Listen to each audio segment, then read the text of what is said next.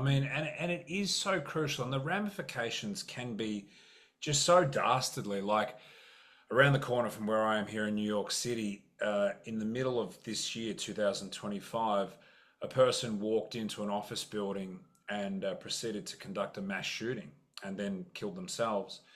And that person allegedly was targeting the NFL. And that person made a point of killing themselves by shooting themselves in the body rather than the head, so their brain could be studied post-mortem. And it was found that that person had CTE. So as we say, at the extremes of this thing, this is one of the most, well, it is the most important issue in sport. And the fact that you and your team are dedicating yourself to creating a better situation is so crucial, and well done to you. The thing about Swarm that I love is the fact that it's not just a nice looking product and it's not just sort of nice words, but you've done the hard work, you've done the testing. I know you guys started off with Flinders University in South Yep. Australia, but the work that you do with Virginia Tech, who are considered the number one when it comes to concussion, headwear testing, etc. Can you tell us about what you at Swarm have done with Virginia Tech to ensure that your product is absolutely the best that it can be?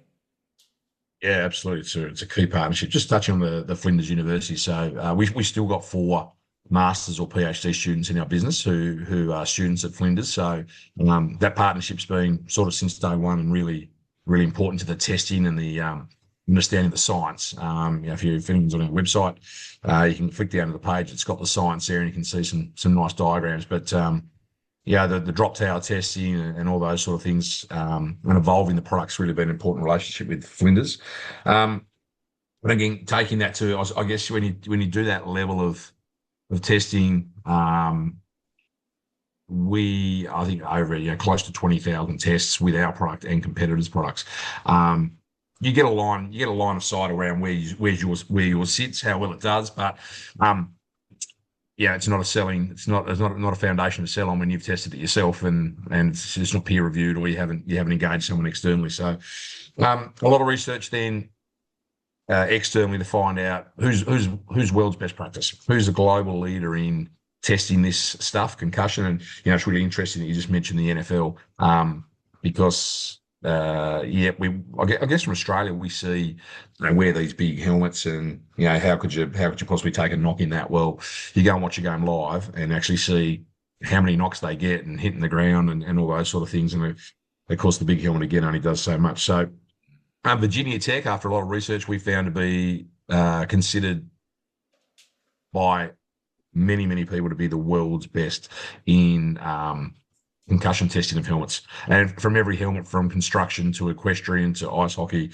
to NFL to everything else, the amount of bike helmets they test from around the world is unbelievable. So we engaged them in testing our Halo, which was the first product we created, which the Halo is just not a full helmet. Because as you know, Lockie, over here in Aussie rules particularly, there is some stigma attached with wearing a helmet. I think in the main game, there's only three men one for GWS and two for North Melbourne who run around with helmets on. So when it's such a big issue, you've only got three. Whereas rugby, it's a little bit more embraced. So we came up with a Halo as a transition for particularly juniors, because that's where we're focused on. The brains at its most susceptible, sort of between 8 and 14 years of age. So you might not go from nothing to a full helmet. You might go to the Halo, which covers about 80%, 85% of where knocks occur. So we sent that across to Virginia Tech to test, which was very exciting, but also a few nerve-wracking moments, because essentially once you send and you engage Virginia Tech to do their testing, they publish the results, good or bad. So that's one of the agreement terms, that they will publish what they test and how they taste it. So we had rotational testing, linear testing, whereas at home we'd only had the drop towel. So, we were certainly very confident how that would perform, but it is open to different testing, different techniques, world's best practice, and the fact that those results are going to be published regardless. And after a confident but nervous wait for a month or so, I reckon it was, that we got the results back, and that tested as the world's best Halo for reducing force for concussion. As I said, really important we say not to prevent concussion, but to reduce the impact and disperse the force. So obviously we were wrapped with that. It knocked off a helmet or a Halo I think they'd have been world's number one for about 6 years. So ours came out that all things considered in their testing, that our Halo would reduce impact force by up to 98%. So, a significant number. And really wrapped that we obviously got those results published.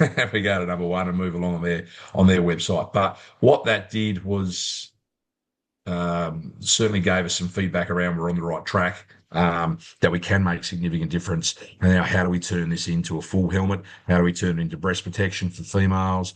And what can we do to really make a difference? Because one of the things, like any business, it's commercial business. Clearly we can't continue to research and invest money in research and production and manufacturing if you're not making money. But we've got a really diverse, experienced board, executive management team that all would have an equal balance of being a commercial business, that this is a business that we can really make a significant difference.